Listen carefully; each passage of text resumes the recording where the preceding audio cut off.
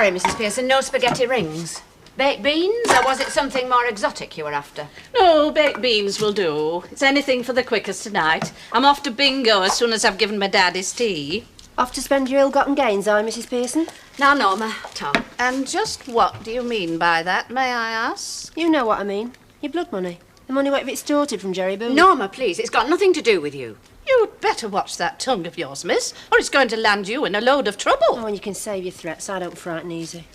Yes, Jerry Booth gave me £5 less than an hour ago. Gave it to me of his own free will. Now, why should he do that if he isn't responsible? Why? Because he's kind, that's why. Because he's got a conscience what works overtime. And because he happens to feel bad about what happened to your dad. Yes, and well he might. Look, Jerry was born to be made a mug of by people like you. If you've any decency, you'll give him that money back. Why should I give it him back? It's my out-of-pocket expenses while I'm up here looking after my dad. Nothing more, nothing less. Out-of-pocket expenses? Yes, and cheap at that. Jerry Booth's agreed to pay whatever it costs to keep us going until the claim's settled. So next time you decide to go shooting your mouth off, try getting your facts straight first.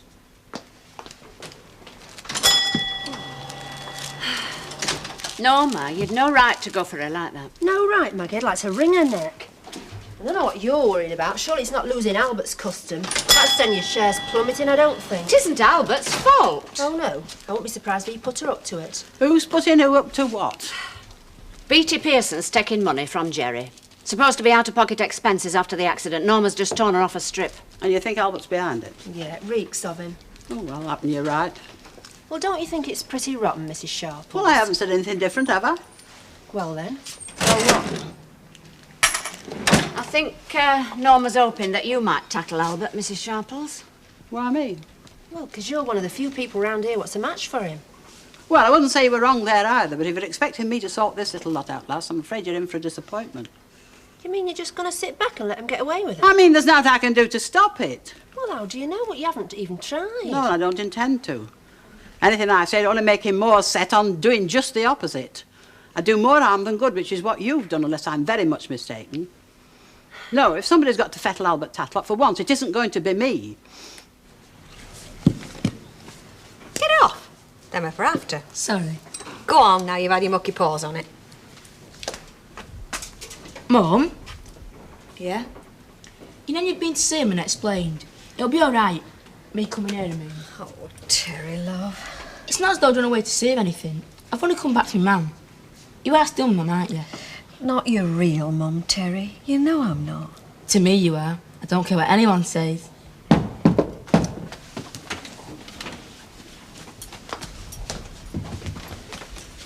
Oh, Ken, come in. Hello, I thought I'd better just stop by and tell you I had a visitor today at school. Oh, Mr. yeah? Baxter, the children's officer, wanted to know if I knew anything about Terry. What did you say? Said I hadn't seen him. Thanks, Ken. Thank you. Rita, if Terry's still here and you don't feel up to taking him back, I'm willing to do it for you. I don't want anyone to take me back. What are you going to do now? Nothing. Like I said, that's your decision. But I think I ought to tell you what you're risking if you keep Terry here. 6 months in jail, £100 fine, or both. Oh, no. Mr. Baxter let the penalty drop just like that in the nicest possible way before he left. I wish there was something I could do to make it easier for you two, but I can't think of anything. And I'm sure you realise there's only one thing open for you. Cheerio, Terry. Keep your chin up.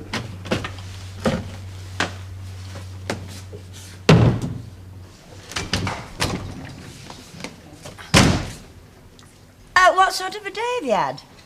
Oh, scintillating. What sort of a day have you had? Oh, scintillating. Mine was scintillating and all. What's going on with you two? Nothing at all. Nothing. Well, I think I'll just go down to the Rover's Return before you have me as daft as you are. Hey, do you think he's twigged? Did the eckers like no thanks to you with your arms flailing about like windmills? Well, I mean, I just couldn't tell you what you were saying, that was all. Look, I was trying to say to you that it came at dinner time when he was here, and I couldn't open it in front of him, so I had to hide it, and I couldn't bring it out again, could I? Come on, let's open it now. All right. Here. was our Alan then. Aye, not Ellen, is he? I told you wouldn't be, didn't I? Listen, if he's got her phone number tattooed across his midriff, it must be because he was a girlfriend. He wouldn't have it done for nought. I haven't come here to have a barney, Mr. Tatlock, but I have come to do some straight talking. Oh, have you? What about? I had a flaming row with your daughter this morning. All right. I expect she's told you about it. It's about that money she's taken from Jerry Booth. Money? What money? You mean you didn't know? Look, if our Beaty's had 1 penny from Jerry Booth, it's first I've heard of it. Oh, well, in that case, I'm sorry for the way I came in. But you don't seem very surprised, Mr. Tatlock. Well, when you get to my age, no surprises you. How much has she had? £5 up to now. She calls it out-of-pocket expenses. And Jerry's agreed to pay it? Yeah, because he feels guilty about what happened. Oh, does he? But Mr. Tatlock, you're not going to let this go on, are you? You're not going to let her take any more off him? Well, I don't know. I mean, I am entitled to a bit of compensation. Yeah, compensation, yeah, from the firm. From Fairclough and Langton. I mean, it looked at them hard enough. But this is out of Jerry's own pocket. She's out to bleed him. You know, she's even got a bit of paper she's trying to make him sign so she can take it whenever she wants. You will stop her, Mr. Tatlock, won't you? Please. Look, you better go now. I'm still not up to much and I need my nap. Tell Jerry Booth to come round and see me tonight, will you, sometime? And I'll give him a glass of tonic wine if I give him naught else. Oh, right, Mr. Tatlock. I'll do that.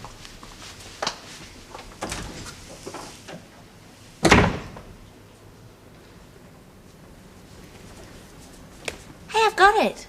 Got what? Me Uncle Len. You are? Me Uncle Len. Oh, crikey. Now, why didn't I think of that before?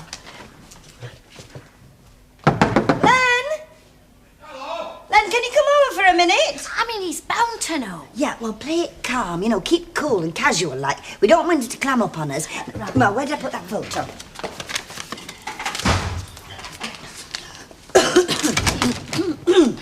Hello, girls. What can I do for you? Well, there's something we'd like to ask you. Well, at least Elsie would. Yes, will you just have a look at this photograph, then? Where the hell did you get that? Uh-huh. Do you, recognise anybody on it? That's a long time ago. Try this, then. Pompey 6589. Pardon? Pompey 6589. Does it mean anything? It's a telephone number. Yeah, I gathered that. Oh, do you remember it? I'd have a job to forget it. Hecky thump! It's the same as Alan. Oh, I don't know about that. All right. Who was she? What makes you think it was a she? Come on, Len, we're not as green as that. I mean, having a phone number tattooed across your midriff, well, it's bound to be a bird. It stands to reason. All right, then. It was the chief petty officer's daughter, and she was called, Lil. Lil what? Forgotten. She's probably drawn her old age pension now, anyway. Does Alan know her as well? Dunno. You mean you're not saying? Well, that's why they call us the silent service, isn't it? If you're so interested, why don't you ask Alan? Ta-ra. I tell you, Ena, she's the image of her mother. She's Bessie Walker come back to life. Beatty Pearson's no more like Bessie Tatlock than I'm like Enoch Powell. There's a look about her about the eyes, but that's about all. Oh, you're not going to say that she's like Albert, surely? No, I'm not, except in her ways. When it comes to penny pinching and being awkward, she's her father up and dressed. No, who she's really like is her grandma, Bessie's mother. Oh, I don't remember her, Ena. No, well, you wouldn't. She died before you left Palmerston Street in 1909. No, wait a minute. 1910. Have you ever had that feeling that it's hot and clammy and wanted to thunder and lightning to get it over with? Yeah, often. Mrs. Pearson, you mean? Has she not been round to see you yet? Not for 24 doom-laden hours. It's the silence that gets me, you know. It's eerie after all that caterwauling. Hey, Jerry, I don't think I'm very much mistaken, but I think that you're... Oh, it's all right, I'll you got it when we came in. Hey, Bet, fill 'em up, will you, look? Right you are, gorgeous. Ah, isn't it worth 42p just to hear them golden words and them golden lips? With all that golden liquid thrown in. Thank you. Rover's return? I'm trying to. Oh, that's very kind of you. Yes, he is. Who's speaking? What about one for me? Oh. No, I'll have a bottle. Yes, just a minute, I'll tell him. Len, call for you. Oh, don't tell me it's Petey Pearson. No, actually, it isn't. Then it must be illegal, gentlemen. Can you hear the rustle of paper in the background? No, actually, it's Rita Littlewood. Rita Littlewood? She wants to speak to you. Do you want to talk to me for? Well, there's one way to find out. Can I, Hello, Rita. Len? Look, I know you're surprised at me calling you. Well, flabbergasted a bit, mate, near. Len, please, can you come round here? What, now? It's very urgent. I wouldn't ask if it wasn't. And it's not just for myself I'm asking. Who are you asking for? Len, please. What's the matter? Don't have me answering questions over the phone. Just come, will you? I'll be right over. Thanks, Len. Dunno. I'm a one-man flying squad, me. Oh, where are you off to now? I'll give you one guess. What we doing then? Well, I've been married twice, but I never let the ladies crowd me. You off? Pompey, 6589. Yeah. What? Pompey, 6589. Elsie and Lucille, they've rumbled. I told them some kind of a tale. Come and see me after. I'll tell you all about it, eh? Something wrong? What? Oh, no, nothing. What was that? You were saying women. You didn't like to be ganged up by them, or you have them gang up. Hello, Norma. What are you having then? Oh. No, it's all right, thanks, Ray. I've just come to give Jerry a message. I must say, Len, I never thought the day'd come I beg you to help me again. You said there was somebody else involved.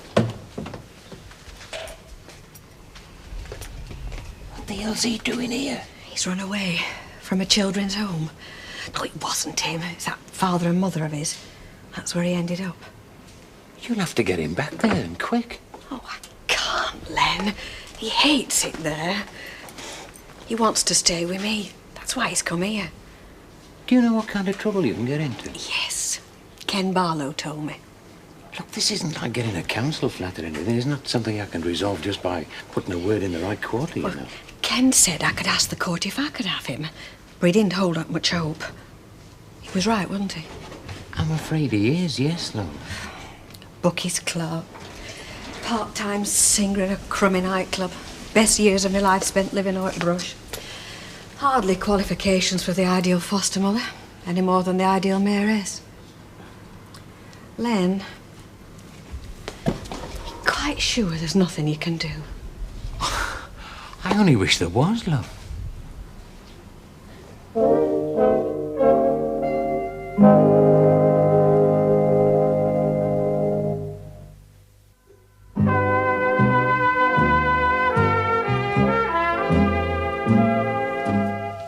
We never started all this stupid caper. Oh, come on, he had a right to know. Well, Alan didn't think so, did he? Why did he go to all that trouble to have that stupid tattoo? What beats me is how he did it. He must be a flaming contortionist. What's he going to say when he finds out that I know? That we both know? Oh, come off it, Elsie. All right, so husband's allowed a few little secrets, but not when they're tattooed across his spare tyre.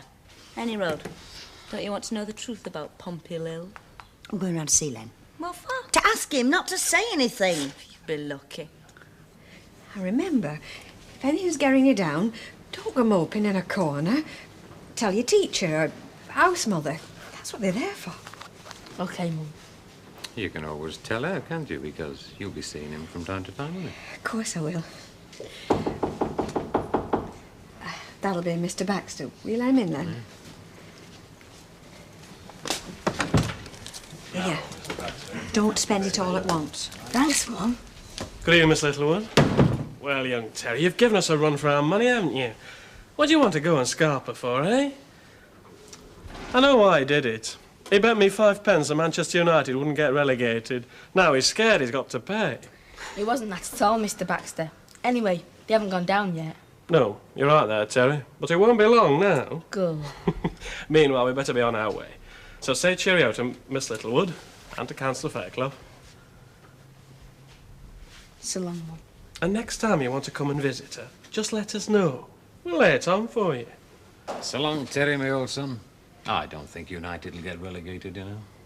Thank you for your help. If I may say so, Miss Littlewood, I think you've acted most responsibly.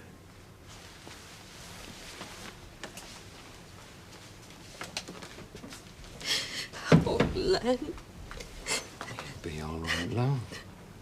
He's probably happy there, you know. Anyway, you heard what Baxter said. You'll probably be able to go and visit him from time to time. Well, Jerry. Tatlock, Norma said you wanted a bit of a word with me. Aye, lad, I did. Come on, sit yourself down. Oh, thank you. Have a drop of this. I reckon it'll help the bottle to go down a bit. Oh, thank you. Good health. Cheers. I hope that you're not feeling too bad, Mr. Tatlock. Well, it'll be better when I get out of here and round at Rovers. You know, a rum and pep's what I need. Look, I know it probably seems daft to say it again, but I really am sorry. Well, I mean, there's no else you can say, is you? You made a mistake and that's that. And I reckon you'll make a few more mistakes before you It's a very get to serious my age. mistake, though. Very serious, and it's got to be paid for. No, well, I reckon you paid enough. How do you mean? Well, when I was lying in hospital in that oxygen tent, what were you doing?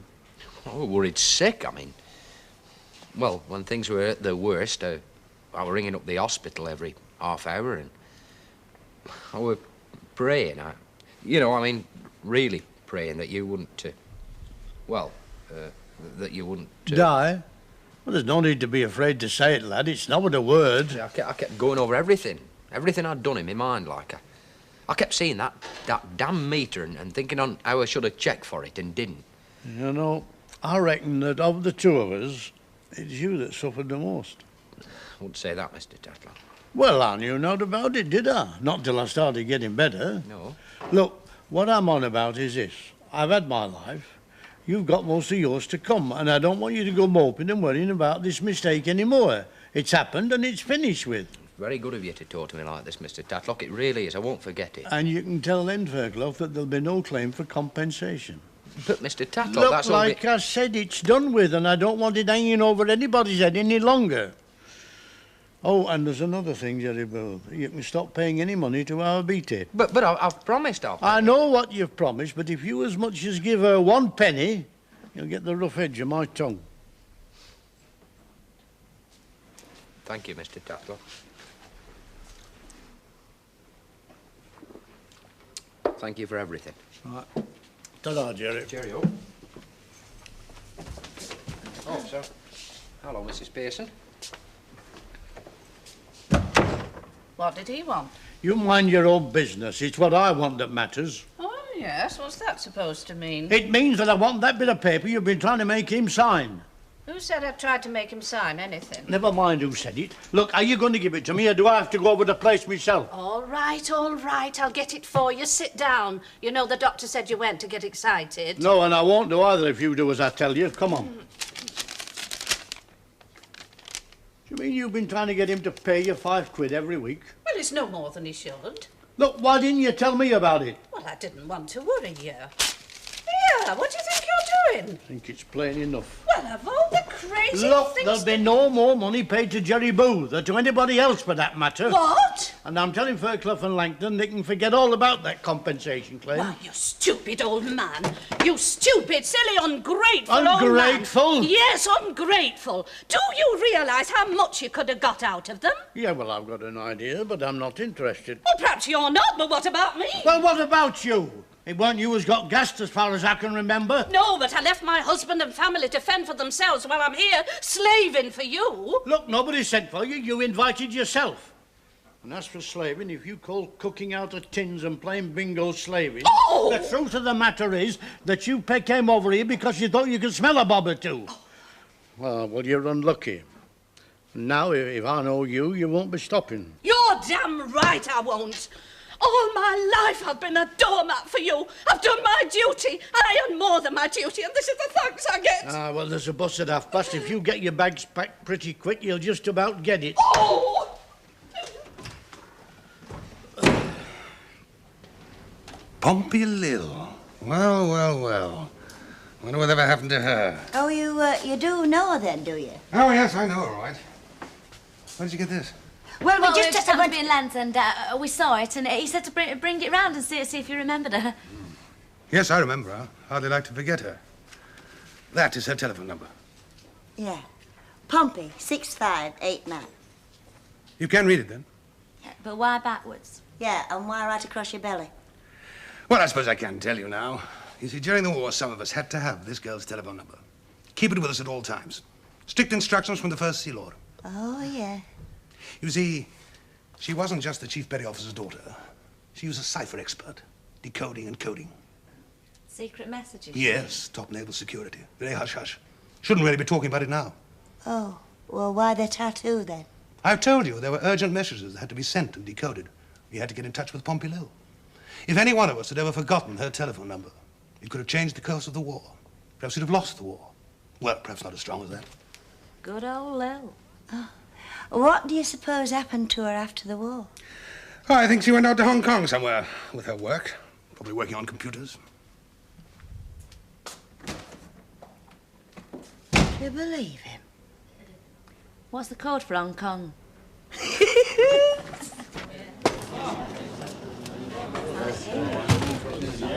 Hello, Beatty. I've come to tell you, in case you're interested, I'm leaving. Oh, something wrong? The only thing wrong is how I came back to this mucky hole in the first place. From now on, you can each of you take turns looking after my dear father, and I wish you joy of each other.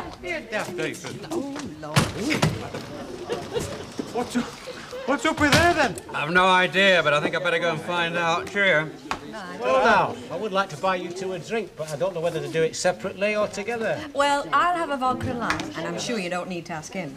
Hey, Mrs. Walker, I think they're talking to one another, though I haven't actually heard them do it yet. Well, I'm sure they'll force themselves any minute now, Ray. See you in court?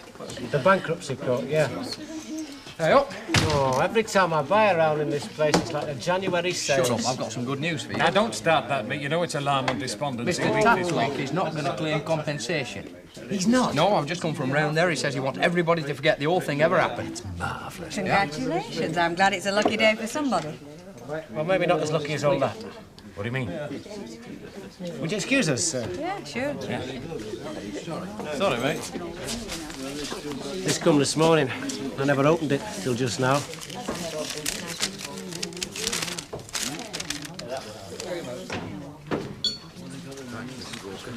Oh, well, they're in lumber with Corgi. Yeah, we should have seen it coming. Yeah. Hey, what happens if we get struck off? Well, there's no more gas installations, is there? That's not all, there's something else. What do you mean? You know those new rules they brought in last December? We could be prosecuted. What, as well as being struck off? Yes, they could fine us 400 quid, mate, to say nothing of the publicity. Len, I don't want to stick my nose in, but if there's anything I can do to help. No, I'm afraid you can't, love. We're in a spot of bother with Corgi, you see. Who? The Confederation of Registered Gas Installers. They're sending an inspector round tomorrow. Keep your fingers crossed, Willie. Thanks. Anyway, I've got a bit of news might cheer you. What's that? I phoned Dougie Bowker at the Capricorn today. Told him what he could do with his job.